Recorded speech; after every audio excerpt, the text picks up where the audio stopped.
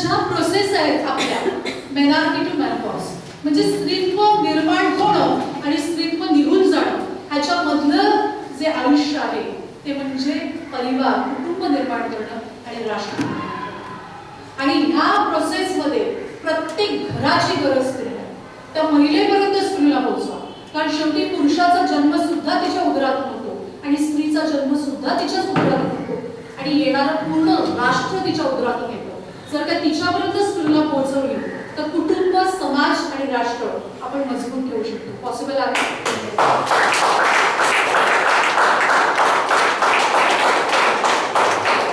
मग ती जर काय दोन क्षेत्रात असेल, मी नेहमी तिला अष्टभुजा नारायणी म्हणते. एक काम ठेवलं की दुसरं हजर असतं, दुसरं ठेवलं की तिसरं हजर असतं. आणि आता तर महिला शिकल्या, सावित्रीबाईंनी तिला शैक्षणिकदृष्ट्या भक्कम केलं, पण ओरिजिनली मी म्हणेन स्त्री ही तशीच बनवलेली आहे की जी कुटुंबाचा कणा किंवा परिवाराचा कणा का म्हटली जाते, कारण तिच्यामध्ये एक अंदरुनी एक शक्ती आहे. त्या शक्तीला जर का तुम्ही सपोर्ट केलात तर घरचं आणि बाहेरचं हे साधणं, जे दोलायमान परिस्थिती असते, जी तारेवरची कसरत असते, ती सहजपणे सांभाळू शकते.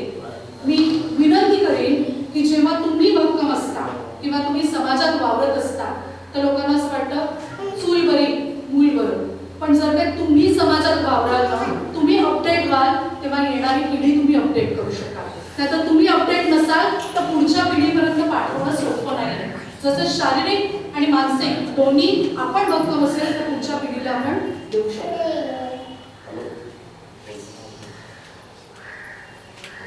जे महिलांचे प्रॉब्लेम आहे ते सर्वश्रुत आहे. म्हणजे काल एका वधूवर सूचक मंडळामध्ये जाण्याचा योग आला एका मैत्रिणीच्या मुलीसाठी, आणि तिथे त्या व्यक्तीने ओपनली सांगितलं की आज मुलींचे रिपोर्ट मागवावे लागतात की पीसीओडी प्रॉब्लेम नाही का, ती आई होऊ शकते का. आज समाजात हा जर काही प्रॉब्लेम येऊ घातलाय तर तुम्ही समजून घ्या त्या स्त्रीपर्यंत स्त्रीला पाठवणं किती सोपं, किती गरजेचं आहे. कारण 3 दिवसाचे स्टिरॉइड्स घेतल्यानंतरच ती स्त्रीत्व देऊ शकते आणि त्याच्यामध्ये सुद्धा ती मातृत्व हरवून बसते. तर त्या स्त्रीत्वाला काय अर्थ आहे मला सांगा. आणि ती स्टिरॉइड घेऊन काय करणार आहे, तर कॅन्सर निर्माण करणार आहे, पुन्हा BP problem, she will connect to the thyroid, diabetes. तुम्ही कमावलेला पैसा तुम्हाला डायबिटीज मध्ये घालवायला आवडेल का? शेवटी जो पैसा कमवाल तो राणीवर खर्चच करावा लागेल, त्याशिवाय पर्याय नाही. तुम्ही आयुष्यभर कमवाल, जे पेन्शन असेल, जे पीपीएफ असेल, पीएफ असेल, जर का राणीवर खर्च करावे लागले का प्रवासात खर्च करावे लागले तर तुम्ही आवडेल ना की आपल्या सहचारिणी बरोबर एखादा यात्रा करून येणं, विदेशवारी करणं किंवा देश फिरणं, प्रवास करणं हा आनंददायी असेल, नाही की कॅन्सरच्या हॉस्पिटलमध्ये जाणं. डेफिनेटली कोणालाही आवडणार नाही. ॲनिमिया हा रक्ताशय हा स्त्रीच्या 5वीला पुजतो. कारण आपलं आयुष्यच असं एंड टू एंड आहे की ज्याच्यामध्ये फक्त दिलं जातं, पण ते पुन्हा फीड करणं गरजेचं आहे. ते स्तनामार्फत आपण शरीराला देऊ शकतो. Pregnancy time deficiency. मला सांगा, जेव्हा स्त्री गरोदर राहते तेव्हा ती पेशंट असते का? पेशंट असते. तिला डॉक्टरकडे घेऊन जातात, कॅल्शियम सुरू होतं, आयर्न सुरू होतं. पहिल्यांदा 8-8, 10-10 बाळंतपणं व्हायची. एकाही वैद्याकडे जाताना स्त्री मला दिसली नाही. कुठली महिला गेली होती तुमच्या काळात की बाळंतपण गरोदर राहिली म्हणून मी डॉक्टरकडे गेले? 8-8, 10-10 बाळंतपणं होती. It is because of the deficiency in the pregnancy. गरोदर राहण्यासाठी सुद्धा डेफिशियन्सी होते, गरोदरपणात सुद्धा डेफिशियन्सी होते, आणि नंतर डिलिव्हरी झाल्यानंतर सुद्धा ती बाळाला पाजू शकत नाहीये. स्वतः ऑस्टिओपायरोसिस, कॅल्शियम डेफिशियन्सी, येणारं बाळ सुद्धा, जी पुढची पिढी आहे सुद्धा डेफिशियन्सीने निर्माण होते. मग अशा वेळेला तेव्हा जेव्हा तुम्ही स्त्रीला द्या तेव्हा तिचं आयुष्य आणि त्या बाळाचं आयुष्य हे तुम्ही मजबूत करू शकाल. कुठलीही डेफिशियन्सी मधून तुम्हाला जावं लागणार नाही. A big cross of ground to this lady, कारण तिने तो निर्णय घेतला होता म्हणून आज बाळ तिच्याबरोबर बनतो. डेफिनेटली त्यांच्यासाठी एक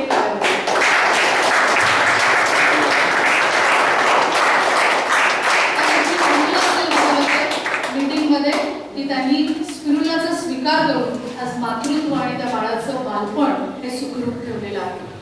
yes Maugham, definitely. It prevents and corrects. प्रतिबंधात्मक काम करते.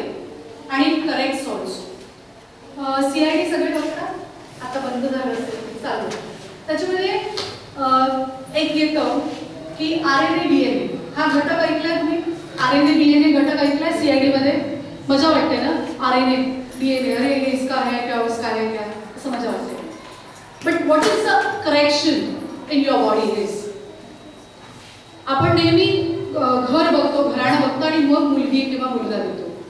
तर जे RNA DNA म्हटलं जातं त्याच्यामध्ये ही अपेक्षा असते की वडिलोपार्जित जे काही आलेलं आहे ते पुढे चालेल.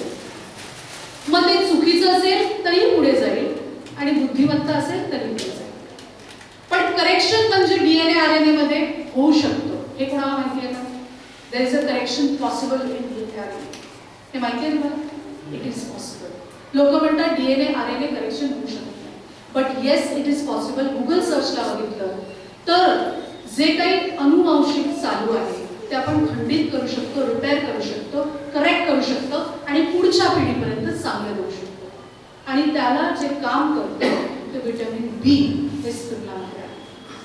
जे DNA RNA करेक्शन करतं स्पिरुलिना.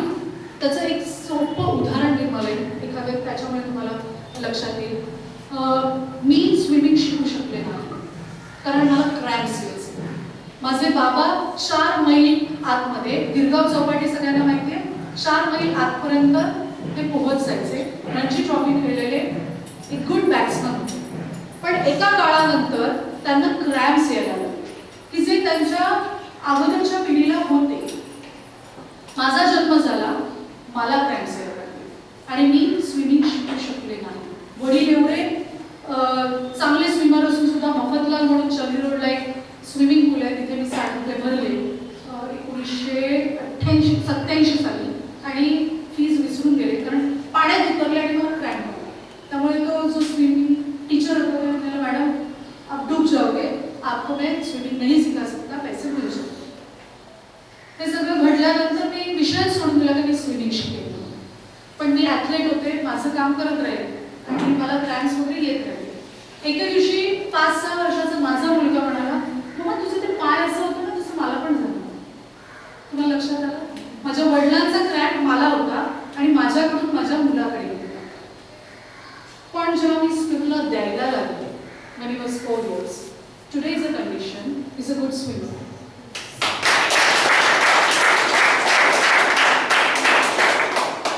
त्याचे क्रॅम्प्स येणं जो प्रॉब्लेम होता, जो अनुवांशिक DNA RNA ने आलेला होता, तो स्पिरुलिना मार्फत करेक्ट झाला. आता कळलं DNA RNA correction. So spirulina preventive, एक प्रतिबंधात्मक उपयोगी पडते आणि करेक्शन सुद्धा करते. जे ते छोटे मोठे अनुवांशिक आपल्याला घटक आलेले असतात, आपल्याला वाटतं की ते करेक्ट करून पुढे जावे, तर डेफिनेटली आपल्याला आणि आपल्या पुढच्या पिढींना स्पिरुलिना द्या.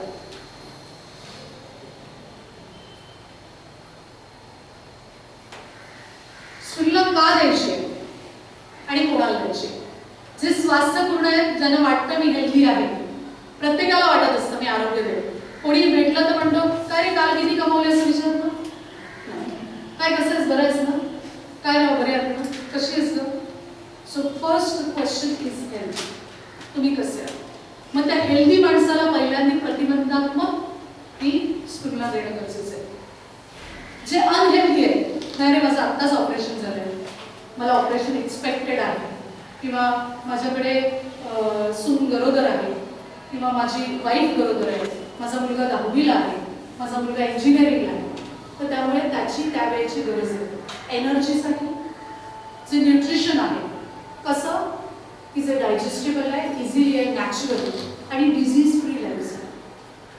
आपण LIC करतो की आर्थिकदृष्ट्या प्रबळ व्हायला, मेडिक्लेम करतो की जर काय दुर्घटना घडलीच तर माझ्याबरोबर फायनान्शियली तरी मी सपोर्टिव्ह राहील.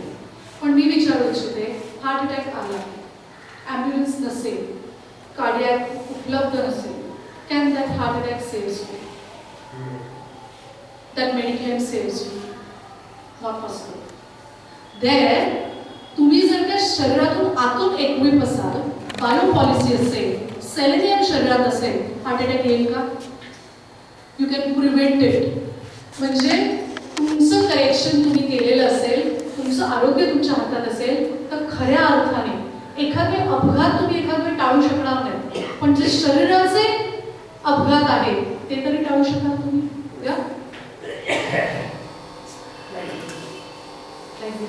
हो सॉरी. ह्याचा अभ्यास आपल्या डॉक्टर लिंनी केला, प्रोफेसर वसुपालनी केला की स्पिरुला कशा रीतीने मुलांवर महिलांवर उपयोगी पडेल. मी असं थोडंसं मला थोडंसं तुम्ही शेअर करू आणि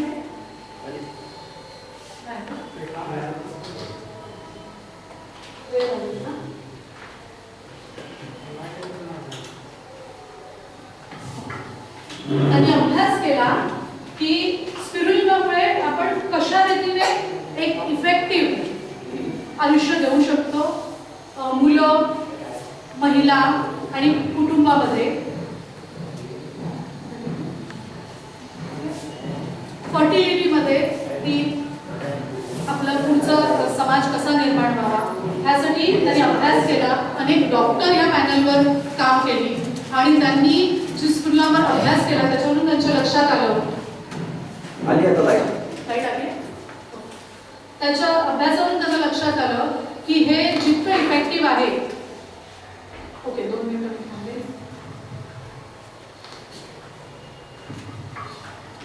हां